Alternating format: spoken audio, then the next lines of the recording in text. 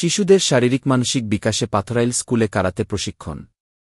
টাঙ্গাইলের পাথরাইল বহুমুখী উচ্চ বিদ্যালয়ে শিক্ষার্থীদের শারীরিক ও মানসিক বিকাশের লক্ষ্যে কারাতে প্রশিক্ষণের ব্যবস্থা নেওয়া হয়েছে। আত্মরক্ষার স্বার্থে বালক-বালিকাদের জন্য সপ্তাহের প্রতি বৃহস্পতিবার পর্যায়ক্রমে ১,৫০০ ছাত্রছাত্রীকে এই প্রশিক্ষণ প্রদান করা হবে। আজ বৃহস্পতিবার বিদ্যালয়ের ম্যানেজিং কমিটির সভাপতি বীর মুক্তিযোদ্ধা হামিদুল হক মোহন আনুষ্ঠানিকভাবে প্রশিক্ষণ উদ্বোধন করেন। তিনি বলেন, শিক্ষার্থীরা শারীরিক ও মানসিকভাবে সুস্থ হয়ে আত্মনির্ভরশীল হবে, যা তাদের পড়ালেখাতেও ইতিবাচক প্রভাব ফেলবে। অনুষ্ঠানে বিশেষ অতিথি হিসেবে উপস্থিত ছিলেন টাঙ্গাইল জেলা ব্যবসায়ী ঐক্যজোটের নেতা মোস্তফা কামাল লাবু, বাংলাদেশ সিতোরিউ কারাতেদো একাডেমির প্রতিষ্ঠাতা প্রধান প্রশিক্ষক গ্র্যান্ড মাস্টার মো. শফিকুল ইসলাম লাবলু, টাঙ্গাইল সাংবাদিক ইউনিয়নের সাধারণ সম্পাদক মহব্বত হোসেন, যুগ্ম সম্পাদক শফিকুজ্জামান খান মোস্তফা ও নাজমুল হকসহ বিদ্যালয়ের শিক্ষক-শিক্ষিকাবৃন্দ। শফিকুজ্জামান খান মোস্তফা, টাঙ্গাইল ১১-০৯-২০২৫।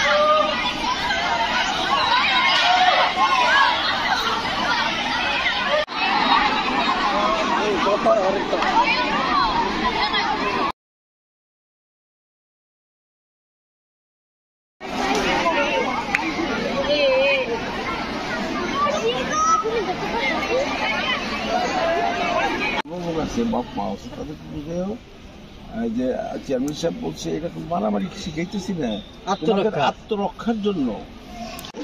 তখন তুমি নিজেকে আত্মরক্ষা করছো, নিজে কাউকে মারতে যাওয়া, এটা তো কোনোদিন ঠিক না। কাউকে মারতে যাবো কেন?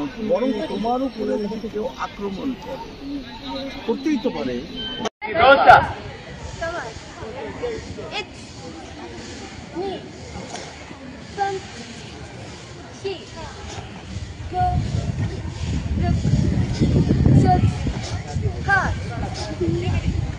Go.